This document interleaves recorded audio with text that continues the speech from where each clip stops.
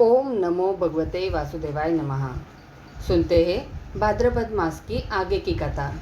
श्री नारद जी कहते हैं, महाराज, इस प्रकार वह सुंदरी अनेकों नखरों से पुरंजनों को पूरी तरह अपने वश में कर उसे आनंदित करती हुई विहार करने लगी। उसने अच्छी तरह स्नान कर अनेक प्रकार के मांगलिक श्रृंगार किए तथा भोजनादि से तृप्त होकर वह राजा के पास आई।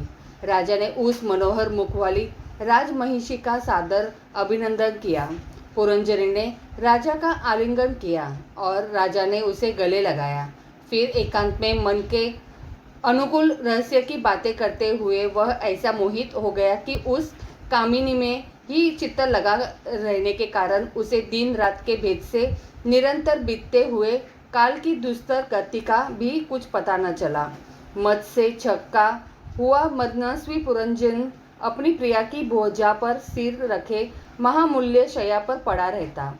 उसे तो वह रमणी ही जीवन का परम फल जान पड़ती थी। अज्ञान से आवृत हो जाने के कारण उसे आत्मा अथवा परमात्मा का कोई ज्ञान न रहा।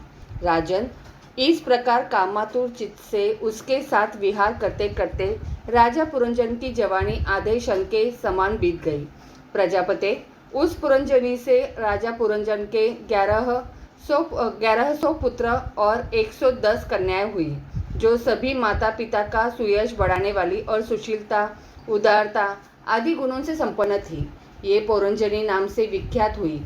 इतने में ही उस सम्राट की लंबी आयु का आधा भाग निकल गया। फिर पांचाल राज पुरंजन ने पितृवंश की वृद्धि करने वाले पुत्रों का वधुओं के साथ और कन्याओं का उनके योग्य वरों के साथ विवाह कर दिया। पुत्रों में से प्रत्येक 100 पुत्र हुए। उनसे वृद्धि का प्राप्त होकर पुरंजन का वंश सारे पांचाल देश में फैल गया। इन पुत्र पौत्र गृह कोष सेवक और मंत्री आदि में दृढ़ ममता हो जाने से वह इन विषयों में ही बन गया। फिर तुम्हारी तरह उसने भी अनेक प्रकार के भोगों की कामना से यज्ञ की दीक्षा ले तरह तरह के पशु हिंसामय घोर यज्ञों से देवता पितर और भूतपतियों का आराधना की। इस प्रकार वह जीवन भर आत्मा का कल्याण करने वाले कर्मों की ओर से असावधान और कुटुंब पालने में व्यस्त रहा। अंत में वृद्धावस्था का वह समय आ पहुंचा जो स्त्रीलम पट पुरुषों को बड़ा अप्रिय होता है। राजन, चंडवेग नाम का एक गंधर्व राज है। उसके अधीन 360 महाबलवान गंधर्व रहते हैं। इनके साथ मिथुन भाव से स्थित कृष्ण और शुक्ल वर्ण की उतनी ही गंधर्विया भी है। ये बारी बारी से चक्कर लगाकर भोग विलास की सामग्रियों से भरी पूरी नगरी को लूटती रहती है। गंधर्वराज चंडवेग के उन अनुचरों ने जब राजा पुरंजन का नगर लूटना आरंभ किया तब उन्हें 5 फन के सर्प प्रजागर ने रोका। यह पुरंजनपुर की चौकसी करने वाला महाबलवान सर्प 100 वर्ष तक अकेला ही उन 720 गंधर्व गंधर्वियों से युद्ध करता रहा। बहुत से वीरों के साथ अकेले ही युद्ध करने के कारण अपने एकमात्र संबंधी प्रजागर को बलहीन हुआ देख राजा पुरंजन को अपने राष्ट्र और नगर में रहने वाले अन्य बांधवों के सहित बड़ी चिंता हुई। वह इतने दिनों तक पांचाल देश के उस नगर में अपने दूतों द्वारा लाए हुए कर को लेकर विषय भोगों में मस्त रहता था। स्त्री के वशीभूत रहने के कारण इस अवश्य भावी भय का उसे पता ही नहीं चला। बहिष्मन इन्हीं दिनों काल की एक कन्या वर की खोज में त्रिलोक में भटकती रही, फिर भी उसे किसी ने स्वीकार नहीं किया। वह काल कन्या बड़ी भाग्यहीना थी, इसलिए लोग उसे दुर्भागा कहते थे। एक बार राजर्षि पुरु ने पिता को अपना यौवन देने के लिए अपनी ही इच्छा से उसे वर लिया था। इससे प्रसन्न होकर उसने उन्हें राज्य प्राप्ति का वर दिया था। एक दिन मैं ब्रह्मलोक से पृथ्वी पर आया तो वह घूमती घूमती मुझे भी मिल गई। तब मुझे नैष्ठिक ब्रह्मचारी जानकर भी कामातुरा होने के कारण उसने वरना चाहा। मैंने उसकी प्रार्थना स्वीकार नहीं की। इस पर उसने अत्यंत कुपित होकर मुझे यह दुस्सह शाप दिया कि तुमने मेरी प्रार्थना स्वीकार नहीं की, अन्यथा तुम एक स्थान पर अधिक देर न ठहर सकोगे। तब मेरी ओर से निराश होकर उस कन्या ने मेरी सम्मति से यवनराज भय के पास जाकर उसका पति रूप से वरण किया और कहा, वीरवर, आप यवनों में श्रेष्ठ है। मैं आपसे प्रेम करती हूँ और पति बनाना चाहती हूँ। आपके प्रति किया हुआ जीवों का संकल्प कभी विफल नहीं होता। जो मनुष्य लोक अथवा शास्त्र की दृष्टि से देने योग्य वस्तु का दान नहीं करता और जो शास्त्र दृष्टि से अधिकारी होकर भी ऐसा दान नहीं लेता, वे दोनों ही दुराग्रही और मूढ़ है। अतएव सोचनीय है। भद्र, इस समय मैं आपकी सेवा में उपस्थित हुई हूँ। आप मुझे स्वीकार करके अनुग्रहित कीजिए। पुरुष का सबसे बड़ा धर्म दिनों पर दया करना ही है। काल कन्या की बात सुनकर यवनराज ने विधाता का एक गुप्त कार्य कराने की इच्छा से मुस्कुराते हुए उससे कहा, मैंने योग दृष्टि से देखकर तेरे लिए एक पति निश्चय किया है। तू सबका अनिष्ट करने वाली है, इसलिए किसी को भी अच्छी नहीं लगती और इससे लोग तुझे स्वीकार नहीं करते। अन्यथा इस कर्मजनित लोक को तू अलक्षित होकर बलात् भोग। तू मेरी सेना लेकर जा, इसकी सहायता से तू सारी प्रजा का नाश करने में समर्थ होगी। कोई भी तेरा सामना न कर सकेगा।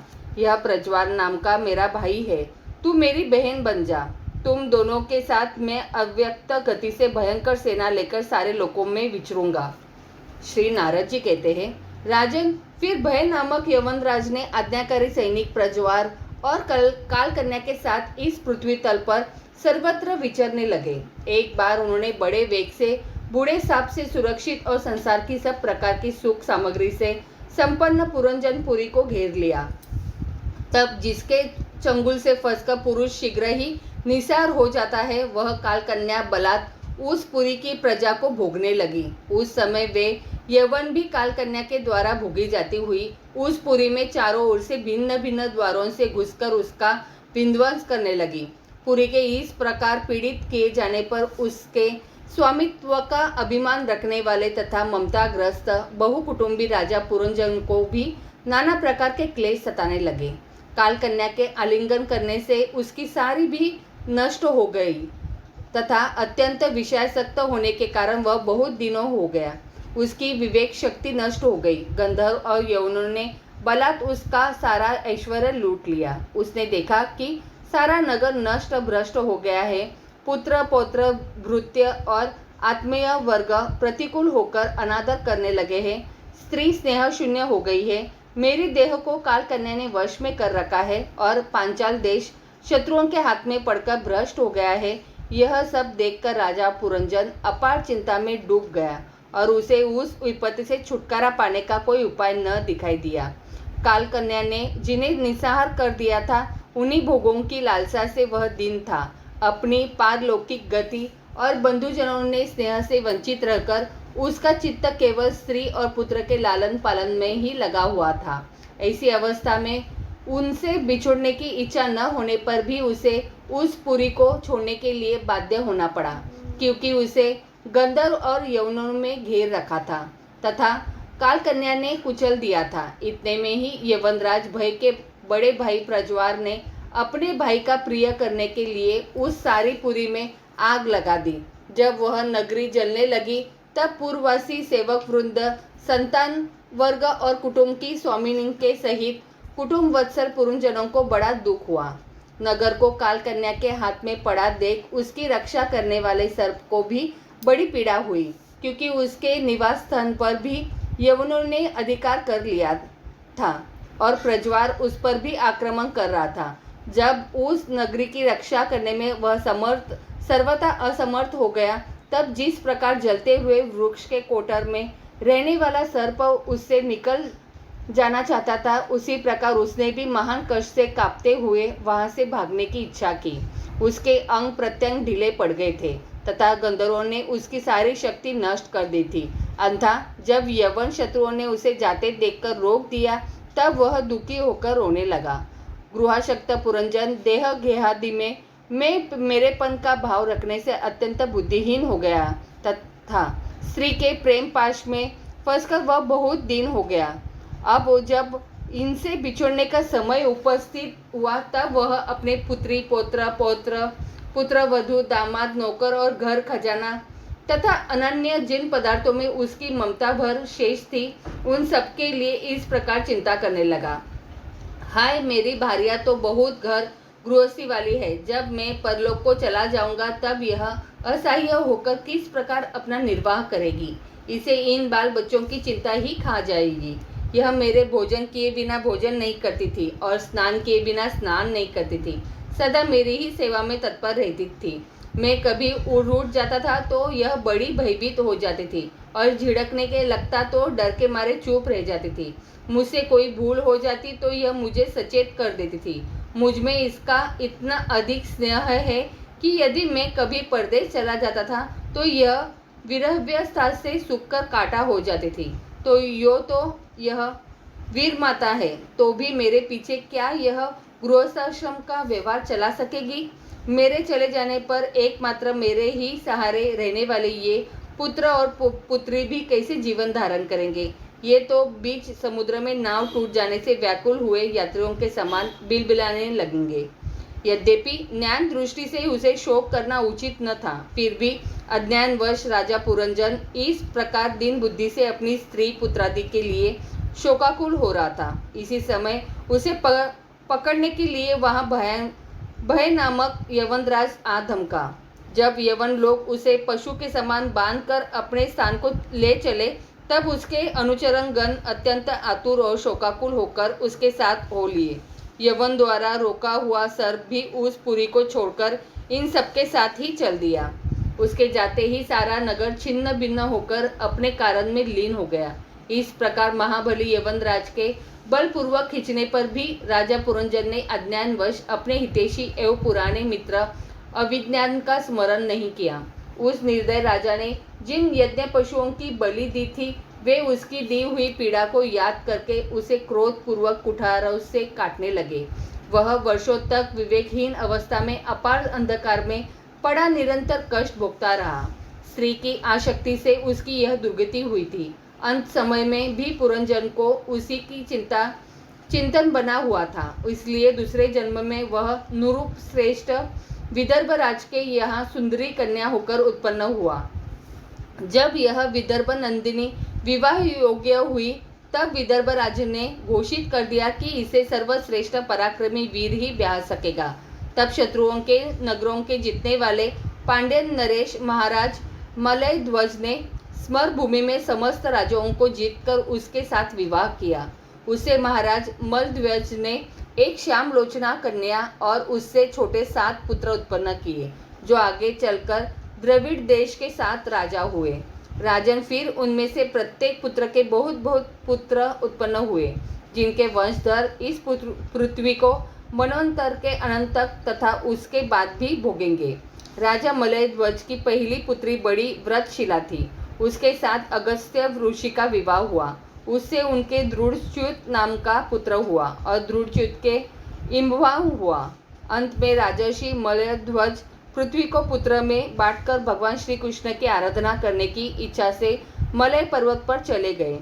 उस समय चंद्रिका जिस प्रकार चंद्रदेव का अनुसरण करती रही है, उसी प्रकार मतलोचना वैदर्भी ने अपने घर, पुत्र और समस्त भोगों को तिलांजलि दे पांड्यन नरेश का अनुगमन किया। वहाँ चंद्रवसा, ताम्रपर्णी और वटोदत्का नाम की 3 नदियाँ थीं। उनके पवित्र जल में स्नान करके वे प्रतिदिन अपने शरीर और अंतःकरण को निर्मल करते थे। वहाँ रहकर उन्होंने कंद, बीज, मूल, फल, पुष्प, पत्ते, तृण और जल से ही निर्वाह करते हुए बड़ा कठोर तप किया। इससे धीरे धीरे उनका शरीर बहुत सूख गया। महाराज मलय ध्वज ने सर्वत्र समदृष्टि रखकर शीत, उष्ण, वर्षा, वायु, भूख, प्यास, प्रिय, अप्रिय और सुख दुखादि सभी ध्वनों को जीत लिया। तप और उपासना से वासनाओं को निर्मल कर तथा यम नियमादि के द्वारा इंद्रिय, प्राण और मन को वश में करके वे आत्मा में ब्रह्म भावना करने लगे। इस प्रकार 100 दिव्य वर्षों तक स्थानों के समान निश्चल भाव से एक ही स्थान पर बैठे रहे। भगवान वासुदेव में सुदृढ़ प्रेम हो जाने के कारण इतने समय तक उन्हें शरीर का भी भान न हुआ। राजन, गृह स्वरूप साक्षात श्री हरि के उपदेश किए हुए त्रुथा अपने अंतःकरण में सब और स्फूर्ति रहने वाले विशुद्ध विज्ञान दीप से उन्होंने देखा कि अंतःकरण की वृत्ति का प्रकाशक आत्मा स्वप्नावस्था की भांति देहादि समस्त उपाधियों में व्याप्त तथा उनसे पृथक भी है। ऐसा अनुभव करके वे सब ओर से उदासीन हो गए। फिर अपनी आत्मा को पर ब्रह्म में और पर ब्रह्म को आत्मा में अभिन्न रूप से देखा और अंत में इस अभेद चिंतन को भी त्याग कर सर्वथा शांत हो गए। राजन, इस समय पति परायण वेदर भी सब प्रकार के भोगों को त्याग कर अपने परम धर्मज्ञ पति मलय ध्वज की सेवा बड़े प्रेम से करती थी। वह चीर वस्त्र धारण किए रहती। व्रत उपवास आदि के कारण उसका शरीर अत्यंत क्रूश हो गया था और सिर के बाल आपस में उलझ जाने के कारण उनमें लटे पड़ गई थी। उस समय अपने पतिदेव के पास वह अंगार भाव को प्राप्त धूम रहित अग्नि के समीप अग्नि की शांत शिखा के समान सुशोभित हो रही थी। उसके पति परलोकवासी हो चुके थे, परंतु पूर्ववत स्थिर आसन से विराजमान थे। इस रहस्य को न जानने के कारण वह उनके पास जाकर उनकी पूर्ववत सेवा करने लगी।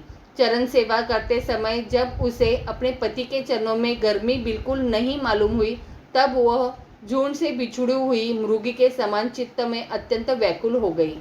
उस बिहड़ वन में अपने को अकेली और दीन अवस्था में देखकर वह बड़ी शोकाकुल हुई और आंसुओं की धारा से स्तनों की भिगोती हुई बड़े जोर जोर से रोने लगी। वह बोली, राजर्षि, उठिए उठिए, समुद्र से घिरी हुई यह वसुंधरा लुटेरों और अधार्मिक राजाओं से भयभीत हो रही है। आप इसकी रक्षा कीजिए। पति के साथ वन में गई हुई वह अबला इस प्रकार विलाप करती पति के चरणों में गिर गई और रो रोकर आंसू बहाने लगी। लकड़ियों की चिता बनाकर उसने उस पर पति का शव रखा और अग्नि जलाकर विलाप करते करते स्वयं सती होने का निश्चय किया। राजन, इसी समय उसका कोई पुराना मित्र एक आत्मज्ञानी ब्राह्मण वहां आया। उसने उस रोती हुई अबला को मधुर वाणी से समझाते हुए कहा। ब्राह्मण ने कहा, तू कौन है, किसकी पुत्री है और जिसके लिए तू शोक कर रही है वह यह सोया हुआ पुरुष कौन है? क्या तू मुझे नहीं जानती? मैं वही तेरा मित्र हूँ जिसके साथ तू पहले विचरा करती थी। सखे, क्या तुम्हें अपनी याद आती है? किसी समय मैं तुम्हारा अविज्ञात नाम का सखा था। तुम पृथ्वी के भोगने के लिए निवास स्थान की खोज में मुझे छोड़कर चले गए थे।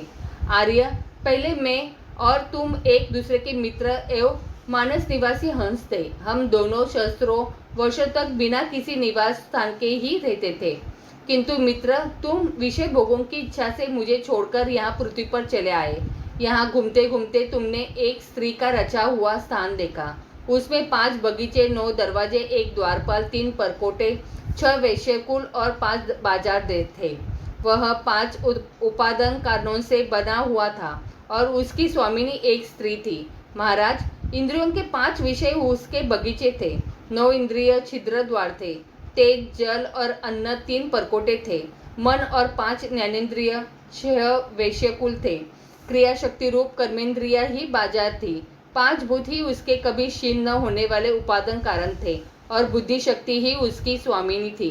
यह ऐसा नगर था जिसमें प्रवेश करने पर पुरुष ज्ञान शून्य हो जाता है, अपने स्वरूप को भूल जाता है। भाई, उस नगर में उसकी स्वामिनी के फंदे में पड़कर उसके साथ विहार करते करते तुम भी अपने स्वरूप को भूल गए और उसी के संग से तुम्हारी यह दुर्दशा हुई। देखो, तुम न तो विदर्भराज की पुत्री ही हो और न यह वीर मलय ध्वज तुम्हारा पति ही।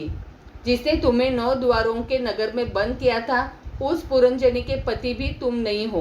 तुम पहले जन्म में अपने को पुरुष समझते थे और अब सती स्त्री मानते हो। यह सब मेरी ही फैलाई हुई माया है। वास्तव में तुम न पुरुष हो न स्त्री, हम दोनों तो हंस है। हमारा जो वास्तविक स्वरूप है उसका अनुभव करो। मित्र, जो मैं हूँ वही तुम हो। तुम मुझसे भिन्न नहीं हो और तुम विचार पूर्वक देखो, मैं भी वही हूँ जो तुम हो। ज्ञानी पुरुष हम दोनों में कभी थोड़ा भी सा भी अंतर नहीं दिखते। जैसे एक पुरुष अपने शरीर की परछाई को शीशे में और किसी व्यक्ति के नेत्र में भिन्न भिन्न रूप से देखता है, वैसे ही एक ही आत्मा विद्या और अविद्या की उपिदा के भेद से अपने को ईश्वर और जीव के रूप में 2 प्रकार से देख रहा है। इस प्रकार जब हंस ने उसे सावधान किया, तब वह मानसरोवर का हंस अपने स्वरूप में स्थित हो गया और उसे अपने मित्र के विछोह से भुला हुआ आत्मज्ञान फिर प्राप्त हो गया। प्राचीन बही, मैंने तुम्हें परोक्ष रूप से यह आत्मज्ञान का दिग्दर्शन कराया है, क्योंकि जगतकर्ता जगदीश्वर को परोक्ष वर्णन ही अधिक प्रिय है। आगे की कथा अगले अध्याय में। तो बोलो प्रेम से राधे राधे।